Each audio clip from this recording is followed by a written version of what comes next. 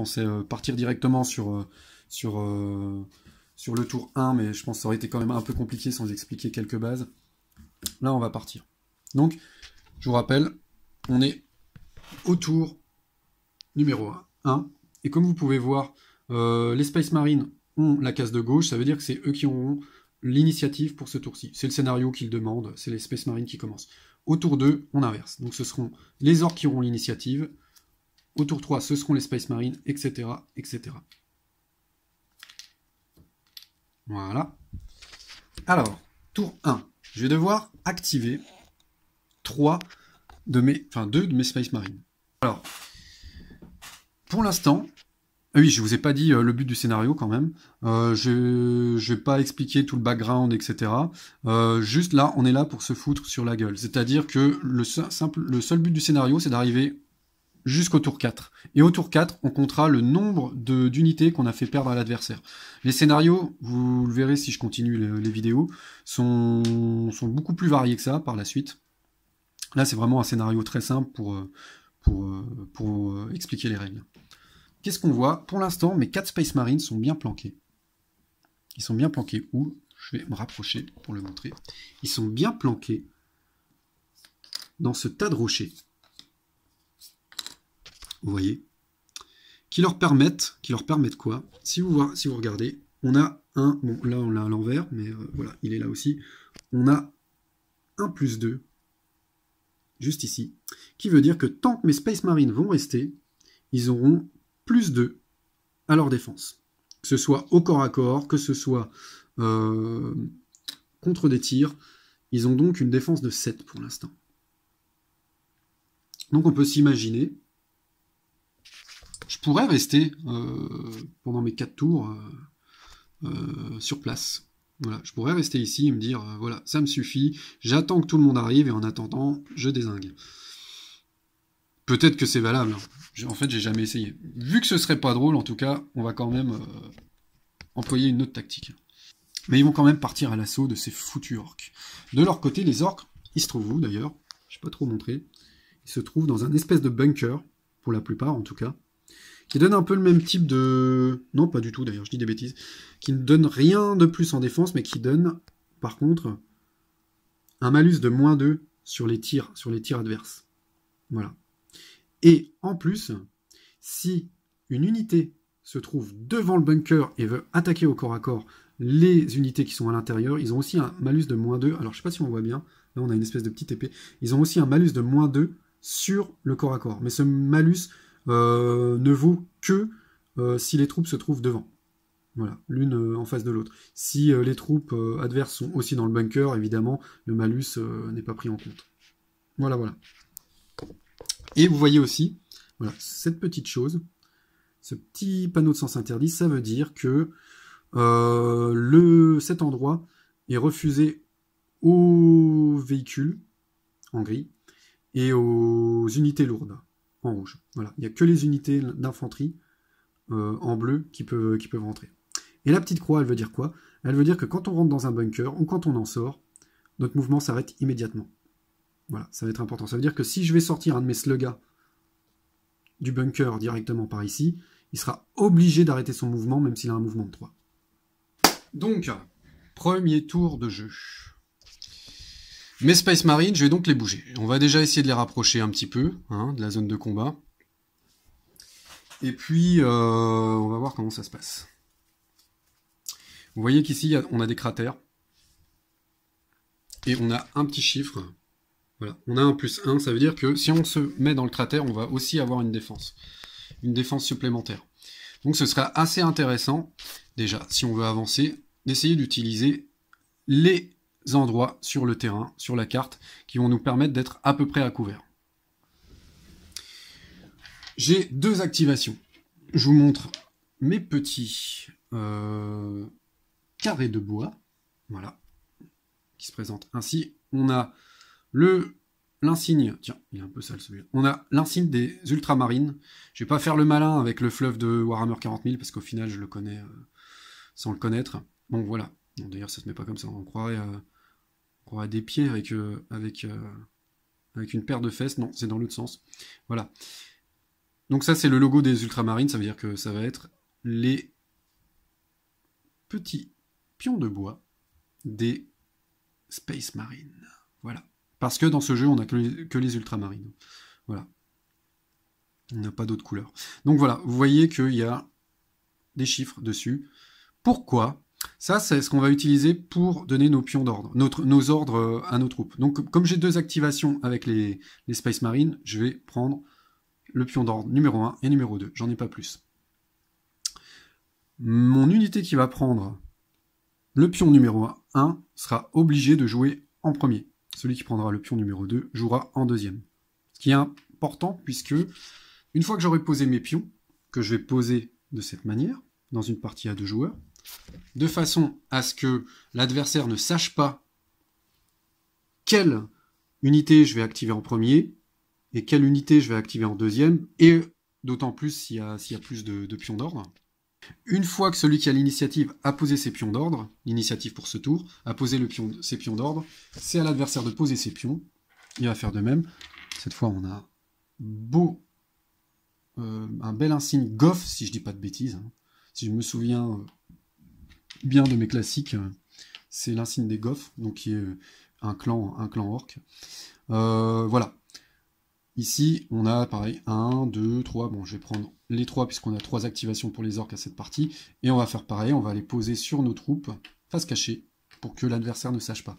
Une fois que tous les pions d'ordre seront posés, on commence par activer le pion numéro 1 de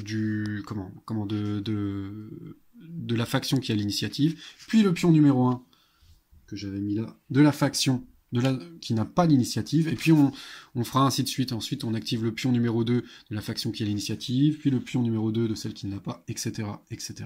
Voilà comment ça fonctionne. Donc là, je vais faire, comme bien sûr je joue tout seul, je vais imaginer que les orques ne savent pas du tout ce que je suis en train de manigancer. De toute façon, j'ai pas grand chose en tête, là. Pour être franc, j'étais pas très à l'aise. La première fois que j'ai fait ce scénario-là, j'étais pas très à l'aise. Non pas que c'était difficile, mais je voyais pas trop de tactique. Le scénario est vraiment très simple. Et lorsque j'ai terminé ce scénario, c'est pas que j'avais une mauvaise impression du jeu. C'est simplement que, voilà, j'avais pas trouvé ça incroyable. J'étais content d'avoir fait ma partie, sans plus. Le jeu a commencé à vraiment prendre du sens pour moi à partir du 2e scénario. Je vous le cache pas. Si vous trouvez ça un petit peu plan-plan, déjà, ce sera peut-être de ma faute. Peut-être que j'explique mal, peut-être que c'est pas assez dynamique ou quoi, mais c'est aussi que le premier scénario n'a pas grand intérêt en réalité. C'est pour ça aussi que je voudrais faire plusieurs vidéos pour vous montrer dès le 2e scénario où on a plus d'unités, où on a plus d'espace, plus de cartes, et où on a des missions un peu plus intéressantes, des objectifs un peu plus intéressants, vous montrer comment la tactique et même la stratégie se déploie et comment ça devient nettement plus intéressant. Donc là, du coup, j'ai pas trop d'idées, hein. Le seul but, c'est de flinguer de l'orque, donc on va se rapprocher en essayant de se protéger. J'ai mes Marines tactiques, je vous ai montré tout à l'heure, mais j'ai aussi des Marines avec un lance-plasma. Je suis obligé de faire la focale à chaque fois. Avec un lance-plasma. Voilà, le lance-plasma, si je dis pas de bêtises, c'était censé être très bon contre les infanteries lourdes, enfin contre tout ce qui est unités lourdes. Et là, c'est le cas, vous voyez, il y a un beau +3 contre les unités lourdes, qui ne servira pas, puisque dans cette partie, on n'a pas d'unité lourde. Voilà. Donc il n'y aura pas de différence entre deux. Hein, je vous montre juste. Là, ça va être une différence visuelle, c'est tout, parce que voilà, on n'a pas ni de véhicule ni d'unité lourde. Donc du coup, c'est les mêmes caractéristiques. Seule petite différence, c'est que le lance-plasma, quand même, il tire que jusqu'à 6 cases. Voilà. Et ça va être important. J'ai pas forcément envie de l'éloigner trop. Parce que si je veux qu'il tire efficacement, il va falloir le rapprocher un peu. Alors, je vais commencer par activer mon escouade tactique qui se trouve ici. Voilà. Donc, je lui mets le numéro 1. Voilà, je lui mets le numéro 1. Parce qu'il va rien faire d'important. Et j'imagine que les orques ne vont pas se précipiter forcément directement sous le feu de mes Space Marines. Donc, ma première activation, j'aurai pas forcément de cible intéressante. Alors lui, ce que je voudrais lui faire, c'est l'amener ici. Voilà. Vers le tas de roches là-bas. Ça va pas changer beaucoup de choses, puisque je serai pas plus près, au niveau sur la carte, je serai pas plus près de mes ennemis, mais ça va me permettre de m'étendre et d'avoir plus de lignes de vue. Puisque dans ce jeu, les lignes de vue vont être intéressantes. Vont être importantes, pardon. On va pas pouvoir tirer, par exemple, si on a une unité devant nous, elle bloque la ligne de vue, par exemple. C'est pas le cas si on a un véhicule derrière, parce que le véhicule est plus grand. Mais une infanterie bloque la vue d'une autre infanterie. Donc ça veut dire que pour l'instant, eux deux, ils pourraient pas tirer en ligne droite parce que les autres Space Marines bloquent la vue. Donc on va déjà se décaler avec eux. C'est l'idée. Ensuite, deuxième activation, je vous rappelle, voilà, ça c'est mon sergent. Le sergent, il est pas forcément beaucoup plus fort que les squads tactiques. Hein. Les squads tactiques, c'est 3 Space Marines. Le sergent est tout seul.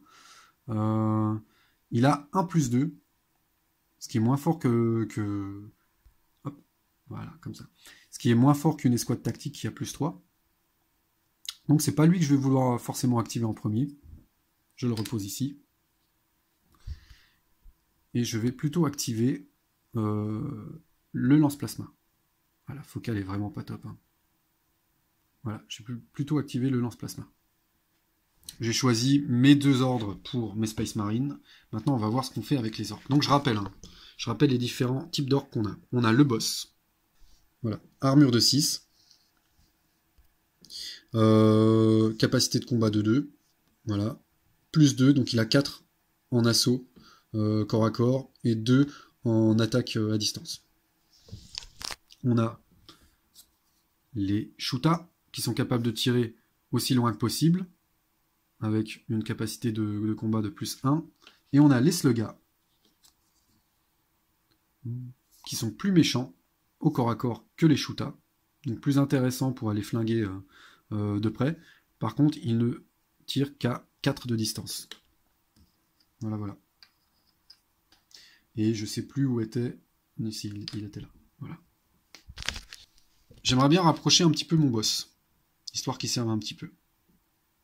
Ah, j'ai oublié quelque chose d'hyper important pour la partie, c'est que j'ai pas tiré mes cartes. Et oui, sachant que nos cartes, on les connaît dès le début du tour, donc elles peuvent influencer nos décisions pour savoir à qui on va donner des ordres. Je vais montrer les 2 cartes que j'ai tirées pour les Space Marines. Donc on a le tir d'opportunité, ça c'est très sympa. Le tir d'opportunité, il permet de tirer pendant la phase d'un adversaire. Donc je le joue au moment où un adversaire est en train de bouger une de ses troupes, ou après qu'il ait tiré avec une de ses troupes, et je peux tirer avec mon unité. Donc ça permet presque une 3e activation. Quand je vous dis que les cartes sont importantes, elles sont vraiment importantes. Et ça devient d'autant plus intéressant dans les scénarios suivants parce qu'on a plus de cartes en main aussi. 2, c'est très limité. C'est encore une fois pour apprendre le jeu. D'ailleurs, dès qu'on a 3 cartes en main, moi je trouve que ça commence à être vraiment intéressant. Où on a vraiment des décisions par rapport aux cartes qu'on a tirées. Et on a surprise. Je la connais pas ou je m'en souviens plus. À jouer avant de déplacer une de vos unités d'infanterie, votre unité peut entrer ou sortir d'un bâtiment par une fenêtre. Sauf s'il s'agit d'une position dominante. Alors je vais vous avouer que je l'avais jamais eu et je ne sais pas exactement ce qui correspond aux fenêtres. Je vais pas m'éterniser sur les règles pour que ça reste fluide. On va partir du principe que les fenêtres c'est ceci. Et que si je veux entrer dans un bâtiment qui demande un arrêt de mouvement, moi je pourrais continuer ma route. Je pense que c'est ce que veut dire la carte de toute façon. Et de toute façon, si l'effet de la carte ne m'intéresse pas, j'ai toujours ce bonus à la place. Je peux l'utiliser à la place pour rajouter un jet de dés sur du tir. Voilà. Ce qui est aussi très intéressant avec les Space Marines. Je vais tirer 2 cartes pour les orques.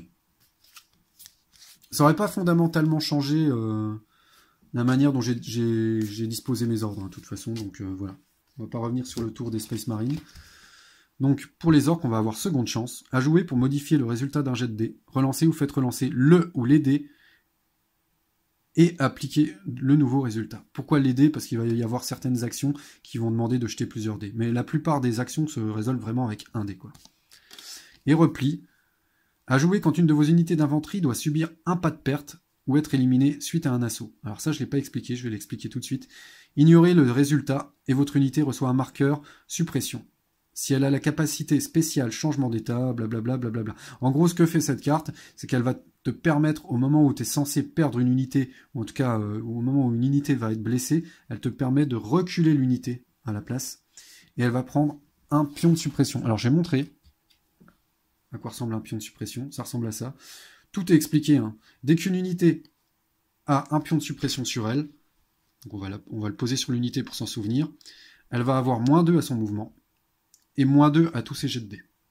Et on peut avoir plusieurs pions de suppression sur soi, donc on peut tomber à -4, -4, -6, etc. Et à chaque fin de tour, une unité perd un pion de suppression.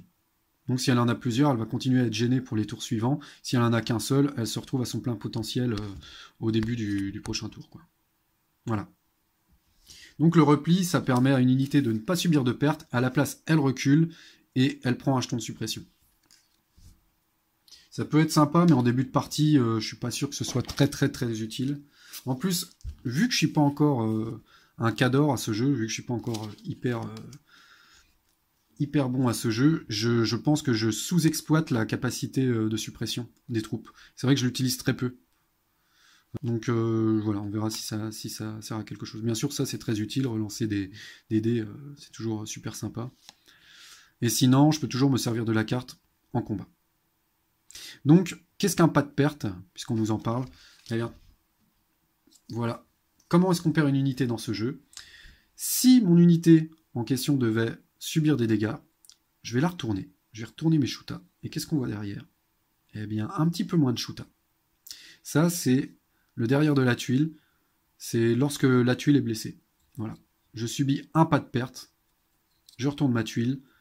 Et non seulement, en général, quoique c'est pas le cas, là, si, non seulement en général, elle a des caractéristiques moindres, parce que voilà, l'unité n'est plus entière, donc voilà, elle a perdu de son potentiel de combat. Là, par exemple, elle est à +0 contre l'infanterie lourde, contre les unités lourdes, alors qu'avant elle était à +1.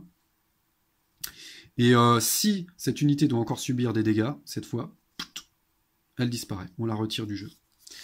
Il y a aussi des unités dans le jeu, pas dans ce scénario, mais il y a aussi des unités dans le jeu qui n'ont pas de dos. C'est-à-dire qu'une fois qu'elles subissent une perte, elles sont directement retirées du jeu. Mais la plupart des unités ont quand même 2 faces. Et autre chose, je vais vous montrer quelque chose d'assez rigolo avec les Space Marines et qui est très thématique. C'est que nos Space Marines ont une valeur de défense de 5. Très bien. Au cas où l'unité commence à avoir des pertes, on va retourner notre unité. Donc elle va perdre en capacité de combat, on est d'accord. +3, +2, on passe à +2, +1. Mais surtout, ce qui est très rigolo, c'est que sa capacité de défense passe de 5 à 6. Et moi, je trouve ça très thématique. Parce que ça veut dire que nos Space Marines, à partir du moment où l'un de leurs frères tombe, ils sont d'autant plus soudés pour rester en vie et pour protéger les frères restants. Et ça, c'est très thématique, quoi. Les Space Marines submergés par l'ennemi, qui arrivent à tuer des tonnes et des tonnes d'ennemis avant de succomber, avant que le dernier des Space Marines succombe, c'est très thématique. Et j'adore ce côté dans le jeu. On retrouve vraiment voilà, thématiquement, on retrouve vraiment les 2 factions, quoi. Vous allez voir que les orques sont beaucoup plus rentre-dedans que les Space Marines, etc., quoi. Donc voilà, des Space Marines blessés ont tendance à être plus difficiles à tuer que une escouade de Space Marine à son plein potentiel. Donc, je vais choisir mes 3 ordres. Du coup, le tour 1 aura été un peu long, hein, j'ai dû réexpliquer plein de choses. Pion d'ordre numéro 1. Qu'est-ce que je vais avoir dans l'idée? Je vais commencer à avancer. Non, si, on va commencer à avancer. On va avancer notre boss. Voilà, je suis pas sûr que ce soit une très bonne idée parce qu'on n'a pas envie que le boss meure. Mais on va avancer notre boss. Je sais pas encore où. Pour l'instant, il est à l'extérieur du bunker de toute façon. S'il décide de rentrer dans le bunker, ça arrêtera tout de suite son mouvement, je le rappelle. Et c'est peut-être juste ce qu'on va faire. Voilà. J'aimerais bien que mon boss soit un petit peu plus près. En deuxième, on va partir du principe que les Space Marines ont déjà peut-être bougé vers nous. Et on va essayer d'activer des shootas. Donc les shootas, je le rappelle, c'est les orques qui sont capables de tirer aussi loin qu'ils le veulent. C'est ceux avec les grosses mitraillettes, là. Ici, voyez que je dise pas de bêtises. Voilà. L'espèce de triangle rouge que vous voyez, ça veut dire que ça, dès qu'on passe, notre ligne de vue passe par le rocher, notre ligne de vue est coupée. Donc ça veut dire que les Shootala pourront difficilement tirer sur des unités qui sont derrière. Et à l'inverse, eux, ils pourront difficilement tirer de ce côté-là. J'ai envie d'activer cela. Voilà.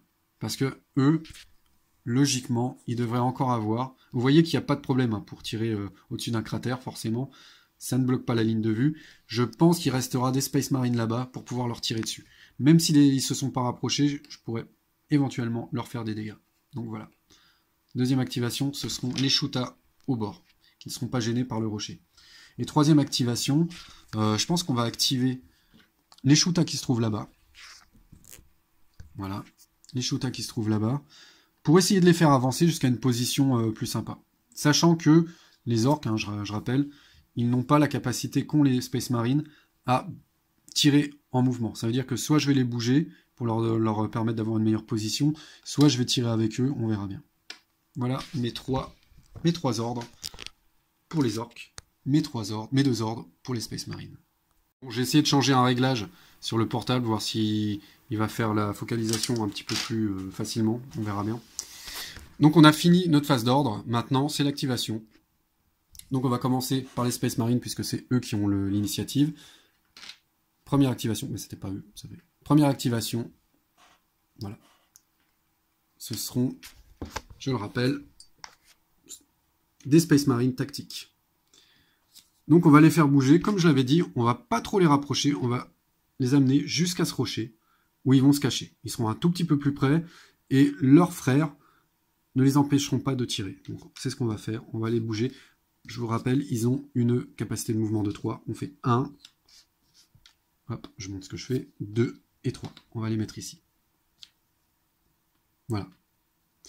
Les Space Marines sont capables de tirer en mouvement. Alors je regarde un petit peu ce qui serait intéressant.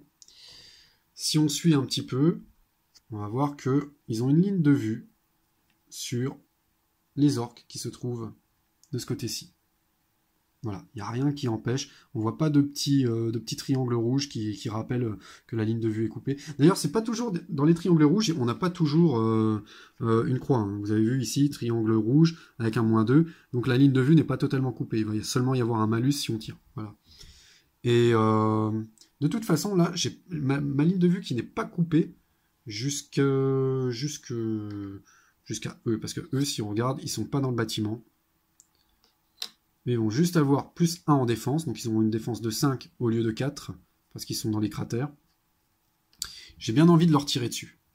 Alors comme je leur ai tiré dessus, je vais avoir un malus de -2 sur mon tir. Alors je suis totalement conscient que j'ai pas expliqué comment on tirait, comment on se battait, etc. Mais vous allez le voir du coup. Je vais tirer avec mes Space Marines. Est-ce que je suis à plus de cette case?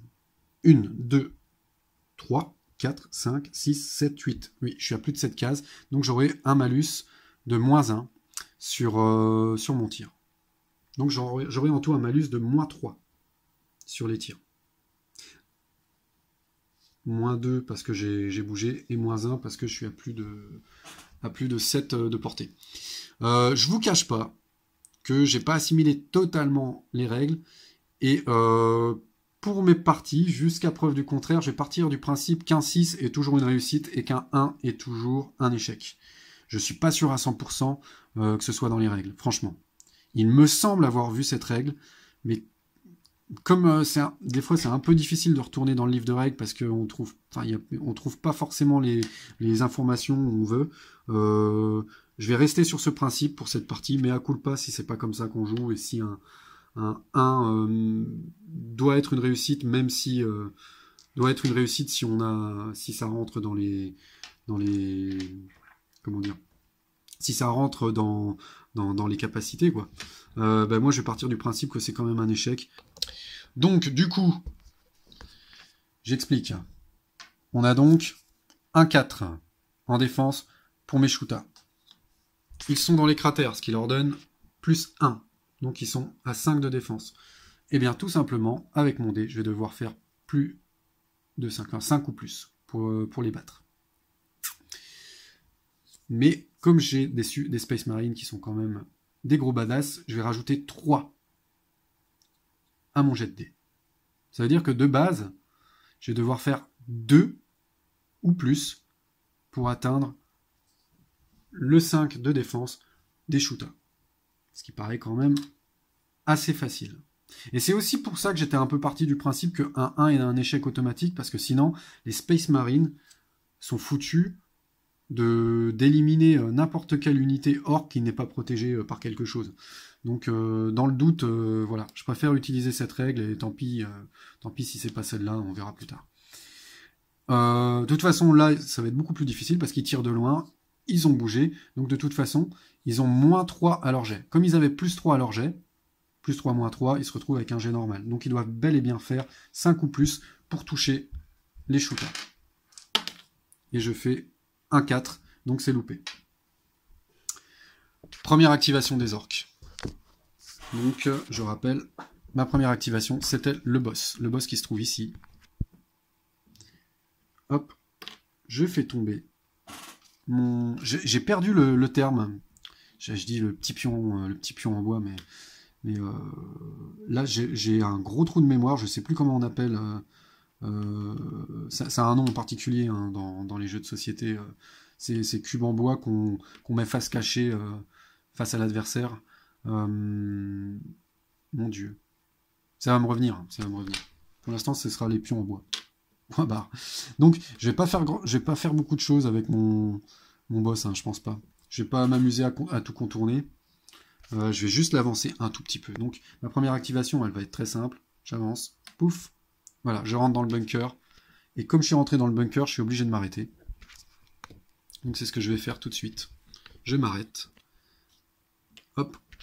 Et mon tour se termine. Deuxième activation des Space Marines. J'ai l'impression que le focus se fait un peu mieux comme ça. Donc cette fois, j'ai activé les Marines qui possèdent un lance-plasma, parce qu'ils ont besoin d'être un petit peu plus près pour tirer. Je vais juste les rapprocher de 2 cases, pour les mettre dans le cratère, qu'ils puissent avoir plus 1 à leur défense. Voilà. Ils sont aussi capables de tirer en mouvement, donc on va regarder sur qui on peut tirer. On peut tirer juste en face. Les orques sont encore tous dans les bunkers, hein, donc ça va être compliqué. Par contre, on a les mêmes shootas que tout à l'heure, qui sont toujours en dehors du bunker, et c'est peut-être eux que j'aurais dû activer en premier finalement tout à l'heure, pour les protéger. Parce qu'ils sont à découvert, et les Space Marines vont forcément s'en donner à cœur joie.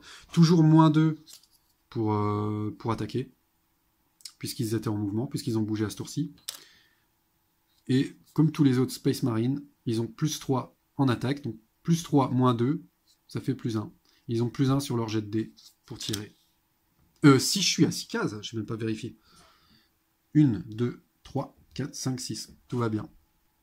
Donc je vais pouvoir leur tirer dessus. Plus 1 sur mon jet de dés, donc je dois faire 4 ou plus, parce que je le rappelle, ils sont aussi dans un cratère, donc ils ont 4 plus 1 de défense, donc 4 ou plus pour pouvoir shooter les shootas. Attention, ah ben, j'ai fait un beau 1, donc c'est nul. Tour à vide pour les Space Marines, donc ils n'ont rien fait du tout. Tant pis, ils sont moins positionnés. Et je rappelle, dès qu'on a fini nos activations, à la fin du tour, on peut bouger toutes les unités qui n'ont rien fait pendant ce tour-ci. Mais on peut seulement les bouger, on ne peut pas tirer avec. On utilise ces petits pions. Voilà, pour dire qu'on les a activés. Hop, activer à la fin du tour quand on les a bougés. Deuxième activation pour les orques. Donc j'avais dit, je vais tirer avec les shootas du bout, parce que si tout le monde n'a pas bougé, ce qui est le cas, hein, on a toujours notre sergent qui est là-bas. Si je recule un peu, on voit qu'il n'y a rien qui empêche de tirer. Il n'y a rien qui empêche la ligne de vue. Donc, mes shootas, eux, vont décider de ne pas bouger, mais de tirer sur le capitaine. Il y a peu de chances quand même de le toucher. Hein. Les shootas ont plus 1 à leur attaque. Très bien. Le capitaine a 6 de base de défense, plus 2, parce qu'il se trouve dans les rochers, planqué dans les rochers. Donc il a 8 de défense. Donc, si j'utilisais pas cette fameuse règle Vous avez vu, hein, les dés sont noirs pour les orques et bleus pour les Space Marines. C'est thématique, j'aime bien. Ça aurait pu être vert pour les orques, mais j'aime bien. J'aime bien comme ça. Du coup, je me suis auto-coupé en pleine phrase. Qu'est-ce que j'étais en train de dire? Oui, donc si j'utilisais pas cette règle de l'échec automatique pour le 1 ou de la réussite automatique pour le 6, j'imagine que mes orques seraient juste totalement incapables de toucher le sergent, puisqu'il a une défense de 8 en ce moment, et que moi je suis capable de faire plus 1 sur mon jet, donc au maximum je suis capable de faire 7. Vraiment c'est quelque chose que je vais regarder, je vais partir là-dessus pour cette partie, mais je regarderai pour la deuxième si je me trompe ou pas. Là je pars sur l'idée de réussite automatique sur un 6. Allez, c'est parti. Et ben c'est un 6. C'est un 6, donc voilà. C'est peut-être pas ce qui aurait dû se passer, hein, je sais pas, mais en tout cas, les Shuta poussent des cris sauvages. Ils voient le sergent tomber. Alors, il est pas mort, hein, notre Space Marine, mais il est blessé. Il est blessé. Peut-être pas d'ailleurs. Est-ce que je pourrais pas utiliser quelque chose pour empêcher... J'ai complètement oublié l'utilisation de mes cartes, tiens. J'avais quoi? J'avais dit surprise. J'aurais pu utiliser avant, mais que je vais toujours pouvoir utiliser de toute façon, et je vais le faire. Je vais le faire juste après. Et je pouvais utiliser aussi le tir d'opportunité. Là, c'est pas grave, on va utiliser nos deux cartes maintenant. Juste après, en tout cas. Il n'y avait rien qui permettait de protéger mon sergent, donc de toute façon, il se prend la touche. Donc, il passe de 2 et 1 en capacité de combat à 2 et 1. Il reste tel quel, en fait. Il est blessé, mais il est toujours aussi fort. Eh ben, tant mieux pour lui. Il tire peut-être un petit peu moins loin. Non, il tirait qu'à 4 cases, de toute façon. Donc voilà. Il est aussi fort, seulement maintenant, s'il se prend encore une touche, il est plus là. Et là, ça commence déjà à devenir dangereux parce que, grâce au sergent, on a une activation. Donc là, s'il clams, c'est pas bon du tout. Et c'est ça aussi qui va être beaucoup plus intéressant dans les autres scénarios, c'est qu'on va avoir plus de cartes en main et plus de chances d'avoir des cartes qui permettent de protéger nos troupes. Et du coup, on va se creuser la tête pour savoir à quel moment on utilise une carte pour protéger qui, etc. Là, avec 2 cartes, bon bah, il y a de fortes chances que j'ai pas les bonnes cartes en main pour le protéger, et c'est le cas. Donc voilà, mon sergent est touché dès le début de la partie. C'est très douloureux, très très douloureux, mais c'est comme ça. En plus, il reste une activation pour les orques. Mais avant qu'ils activent leur dernière... Pourquoi il est là, lui? Avant qu'ils activent leur dernier... Bah, c'était à lui, c'était sur lui que je l'avais mis. Leur dernière troupe, on va utiliser les cartes des Space Marines. Donc je rappelle, il y en a une qui me permet un tir d'opportunité. Soit je m'en sers pendant le mouvement d'une unité adverse, soit je m'en sers après que une unité adverse est tirée. Donc je vais m'en servir maintenant. Et ça me permet quoi? Ça me permet de tirer comme si l'unité avait en alerte. Alors en alerte, je vous dis juste, ça permet de tirer pendant le tour adverse. Par contre, il ne faut pas que l'unité en question ait déjà bougé, enfin ait déjà été activée. Et le fait de l'utiliser pendant qu'elle est en alerte va aussi l'activer. Donc ça veut dire que si c'était une unité qui n'avait pas de pion d'ordre, je mets mon bordel. Voilà, le pion d'ordre était censé être là. Si c'est une unité qui n'avait pas encore de pion d'ordre, bah, tout simplement on lui mettra un pion activé, elle ne pourra pas se déplacer à la fin du tout, parce qu'elle a déjà servi. Donc c'est ce que je vais faire. Et non, pas du tout. Aïe, aïe, aïe. J'ai très mal pensé mon tour avec les Space Marines. Vous voyez, le scénario a beau être simple, si on fait vraiment n'importe quoi, on est dans la mise. Pour vous dire qu'on est quand même bel et bien devant un jeu tactique, même s'il y a du hasard. Le hasard des cartes et le hasard des dés. Parce que là, en fait, je voulais utiliser mon tir d'opportunité pour riposter. Mais le problème, c'est que eux, ils sont déjà activés. Eux, ils ont déjà été activés aussi. Ça laisse mon sergent qui ne tire qu'à 4, donc qui est bien trop loin pour riposter, et mon unité derrière, qui de toute façon est bloquée par le sergent. Donc, très mauvaise décision de ma part, et je ne peux pas utiliser mes cartes.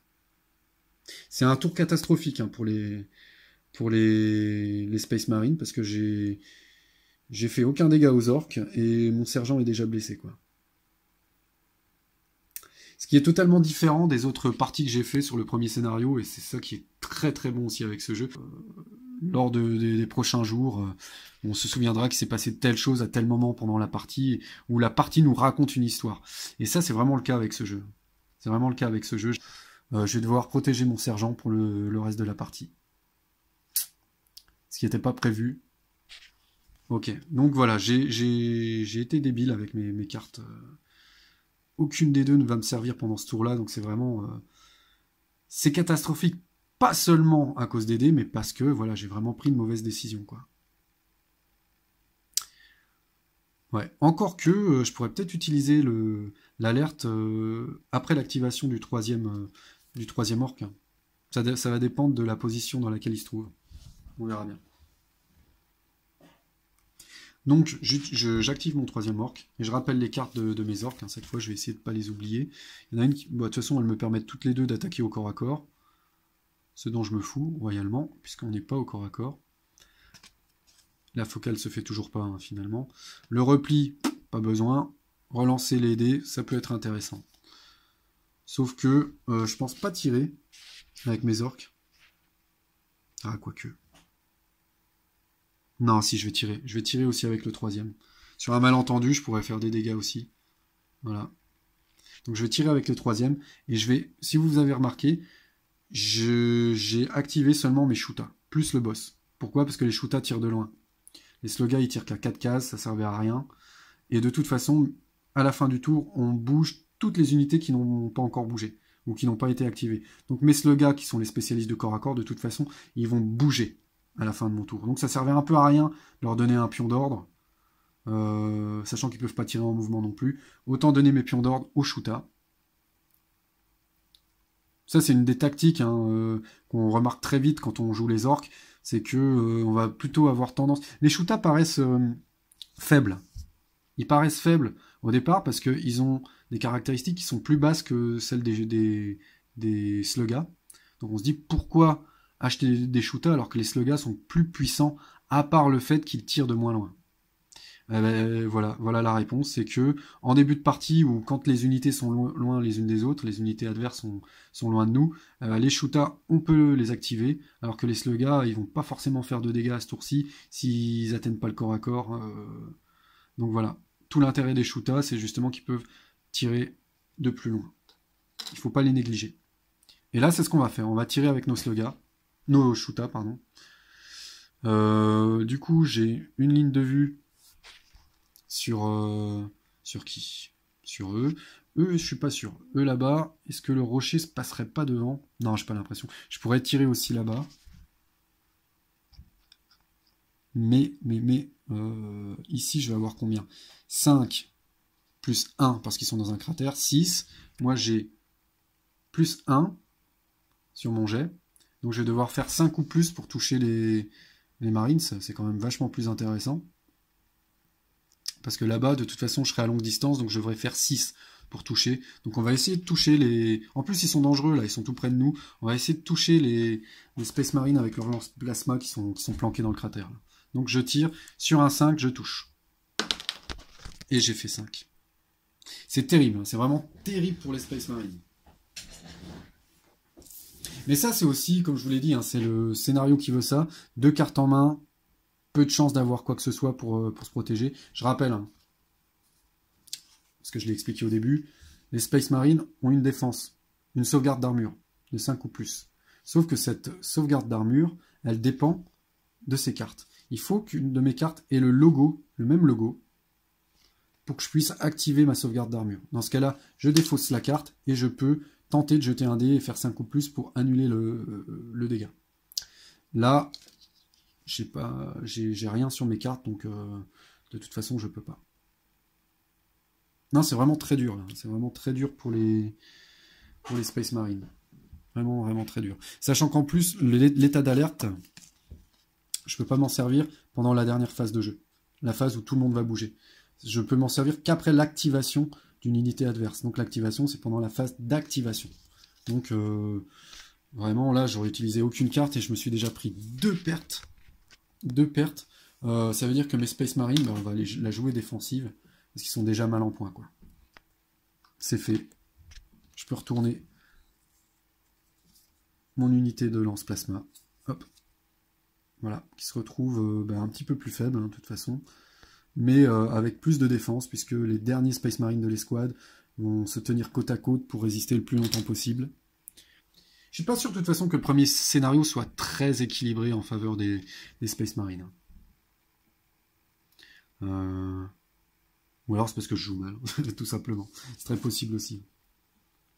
Voilà. Donc là, c'était la fin de la phase d'activation. Qu'est-ce qu'on fait maintenant? On va avoir une phase, donc on va bouger toutes les unités. Si on veut, bien sûr, on n'est pas obligé. Toutes les unités qui n'ont rien fait. En commençant par les unités de la faction qui avait l'initiative. Donc ce seront les Space Marines qui bougeront en premier. Tout ça, c'est très tactique aussi. Hein. C'est-à-dire que celui qui a l'initiative a un peu plus de chances de faire ce qu'il veut en début de tour. Mais en même temps, c'est toujours lui qui dévoile en premier ses mouvements. Donc celui qui n'a pas l'initiative peut réagir à ce qu'il voit. C'est pareil, c'est ceux qui ont l'initiative qui mettent leur pion d'ordre en premier. Et c'est pas évident.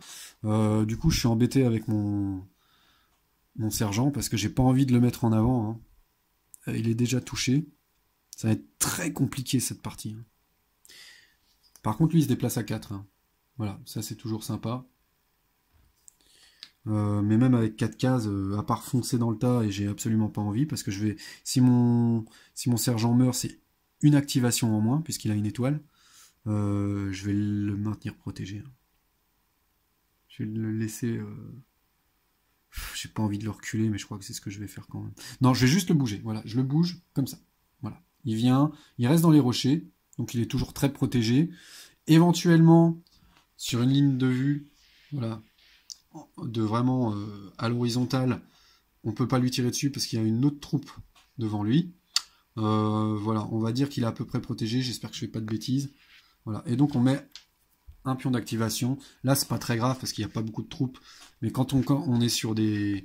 Donc vous imaginez, hein, quand on est sur 4 plateaux, voire 6 plateaux, et qu'on a beaucoup plus de points d'armée, c'est important quand même de mettre nos petits pions d'activation comme ça, pour se souvenir qui a bougé, qui n'a pas bougé, voilà, pour pas se tromper. Et donc, avec mes tactiques, si j'avance tout droit, ils sont obligés de s'arrêter, parce que j'avance dans des rochers, je le rappelle. Par contre, on peut avancer sur le côté. Qu'est-ce que je vais faire avec mes tactiques? Est-ce que j'attends que les orques viennent? Je pense pas. Ah oui, alors j'ai pas dit. Donc il y a un équipement hein, sur mes tactics. C'est les munitions. On voit x3. Alors pour bien faire, normalement j'aurais dû sortir 3 jetons. 3 jetons de munitions que j'aurais mis à côté de ma tuile.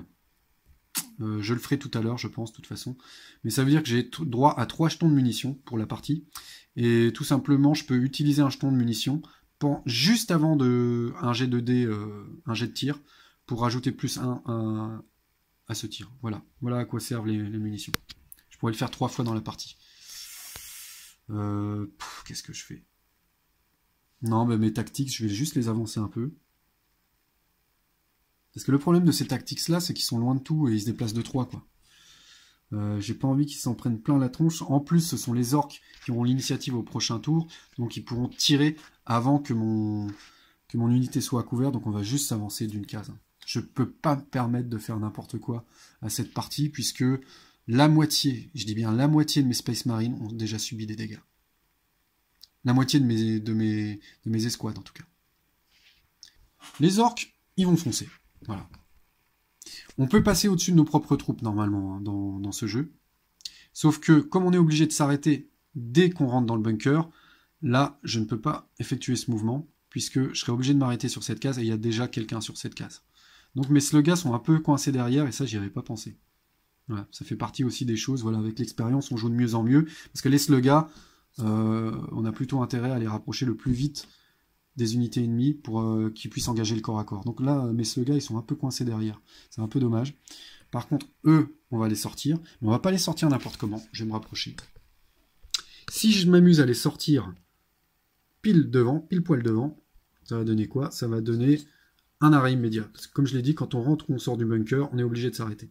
Par contre, si on regarde bien, hop, ici, on n'est plus dans le bunker. D'accord? Donc ici, ça n'empêche pas de continuer mon mouvement. Donc on va se déplacer en diagonale. Et mes slugs, j'ai pas non plus envie qu'ils meurent en un rien de temps, donc on va faire 1, il se déplace de 3, 2, 3, et on va aller les planquer dans les rochers, en attendant qu'un pauvre petit Space Marine passe par là. Et donc on met le jeton d'activation. Et là, pour les autres, donc on a encore des slugs derrière, qui vont aussi passer. Voilà, ils vont faire 1, 2. Alors, je vais pas les économiser. Pourquoi? Parce que on est foufou, on est des orques, on a déjà fait couler le sang, on a l'odeur du sang dans les narines, et on a envie de foncer. Voilà, donc je vais me permettre de foncer. Le plus raisonnable, ça aurait été de rester ici, parce que j'avais plus 1 en défense, parce que je restais dans une zone, voilà, avec des anfractuosités qui me permettent d'être à moitié à couvert. Mais là, on s'en fout, on fonce, on est des slugs. Et de toute façon, comme je me mets derrière les slugs qui sont devant, déjà, tous ceux qui sont devant, ils ne pourront pas me tirer dessus. Il n'y a que ceux qui sont sur le côté... voilà, je les active. Alors, vous voyez que des tours, l'air de rien, tour 1, tour 2, tour 3, tour 4, il n'y a pas beaucoup de tours, mais ça peut durer assez longtemps. Sachant que là, je prends vraiment mon temps. Je prends vraiment mon temps, et je suis pas spécialement rapide pour jouer aux jeux de société, moi, malheureusement. Du coup, eux sont activés, activés. Donc je vais juste, avec mes derniers slugs, je vais aussi passer sur le côté, je pense. J'ai pas envie de passer dans le bunker. Là, je pourrais faire 1, 2, 3, et en plus, ils seront protégés. Donc, je vais passer tous mes slugs sur la gauche. Hein. C'est pas grave. Alors, c'est vrai que les Space Marines ont plutôt tendance à être sur la droite de la map. Je perds peut-être du mouvement, mais en plus, ça lui permet d'être protégé. Donc, voilà, je passe sur la gauche. Et les derniers que j'ai pas bougé, il y a qui? Il y a les Shuta, mais j'ai pas trop envie quand même de les déplacer. Ils sont bien dans leur bunker pour l'instant.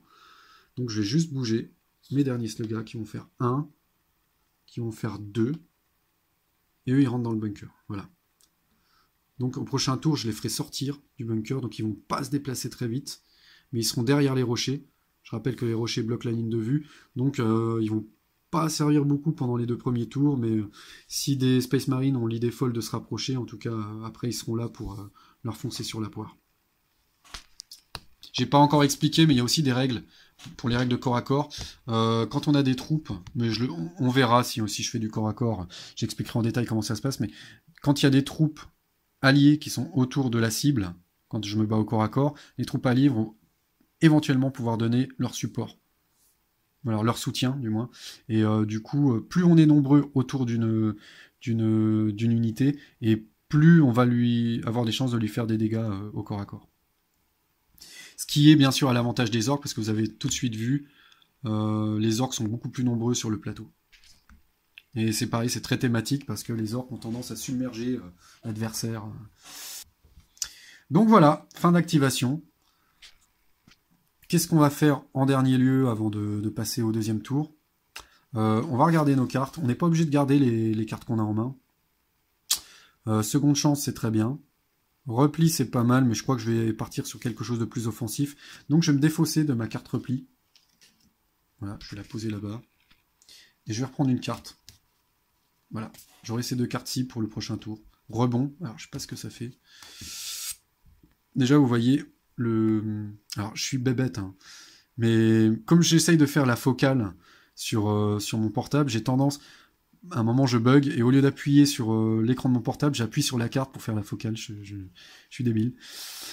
Donc, vous voyez, c'est plus le même logo. Je peux me servir maintenant de cette carte au lieu du texte pour faire une sauvegarde sur une troupe qui a une armure. Donc, la seule troupe qui a une armure, je vous le rappelle, moi, c'est mon boss orc, hein, qui a une sauvegarde de 5 ou plus. Et sinon, à jouer quand un de vos véhicules. Bon ben voilà, c'est une carte qui va servir pour les véhicules. Comme j'ai pas de véhicule, sa seule utilisation possible, ce sera de faire une sauvegarde d'armure à mon boss s'il est attaqué et touché. Mes pauvres Space Marines que j'ai si mal joué, qui avaient quand même des super cartes en main et je m'en suis pas servi. Je vais garder le tir d'opportunité. Par contre, la surprise, franchement, elle me sert pas beaucoup. À part pour être plus efficace au tir, mais je vais quand même m'en séparer. Là, j'ai plutôt besoin de défense, de toute façon. On va partir du principe que l'attaque, c'est aussi de la défense, donc on va garder On va garder l'état d'alerte, le tir d'opportunité, ça c'est sûr. Et on va reprendre une autre carte en espérant tomber sur quelque chose de défensif parce qu'on en a vraiment, vraiment besoin. Eh ben oui, ça tombe bien. Ça tombe bien, oui et non, parce que c'est, encore une fois, c'est thématique. On va plus avoir dans le deck Space Marine de cartes défensives que dans le deck Orc, de toute façon. Hein. Ça, c'est clair. Donc, je suis tombé sur une carte, en tout cas, sa capacité secondaire et défensive, ça va me permettre, je le rappelle, hein, avec les Space Marines, tout le monde a la possibilité d'avoir un jet d'armure, une sauvegarde d'armure. Donc ça va me permettre d'essayer de sauver un Space Marine si je garde cette carte pour ça. Ou alors, Furie Vengeresse, c'est très très puissant ça, à jouer avant de lancer les dés pendant un assaut. Donc un assaut, c'est un combat au corps à corps. J'ajoute plus 3 à mon jet de dés en corps à corps. Donc c'est très très très puissant. Ça peut renverser vraiment le combat. Ça pourrait être utile, mais là, pour l'instant, je crois que les unités de l'orc sont encore un petit peu loin du corps à corps. Et moi, de toute façon, je vais pas trop m'avancer. Je suis pas sûr que ça va me servir à ce tour-ci. Il y a des chances pour que ça serve plutôt pour la capacité de sauvegarde d'armure. On verra bien. Voilà. En tout cas, j'ai quelque chose d'un petit peu défensif. Et ça, je suis content parce que j'en ai vraiment besoin. Tir d'opportunité et une carte défensive. Maintenant, ce qu'on fait, c'est qu'on retire les jetons d'activation.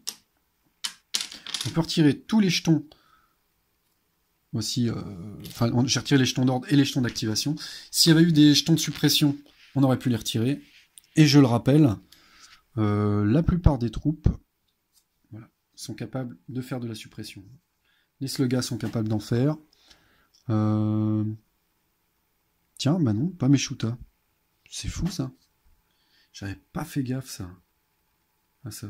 C'est vrai que les shootas n'ont aucune capacité de suppression, tiens. Ça c'est dommage. Ça réduit leur intérêt quand même. On est d'accord. Je les aurais pas eu dans ce scénario. Les Space Marines seraient en pleine santé. Donc je vais pas dire de bêtises non plus. Ils sont quand même très efficaces. Voilà, je finis de retirer les jetons. Et je vais essayer de jouer un petit peu plus vite pour les prochains tours. À chaque fois que je dis ça, ça fonctionne pas. Je joue jamais plus vite, mais on va quand même faire un effort. Donc, deuxième tour de jeu. Je mets les orques en premier et les ultramarines en second. A tout de suite.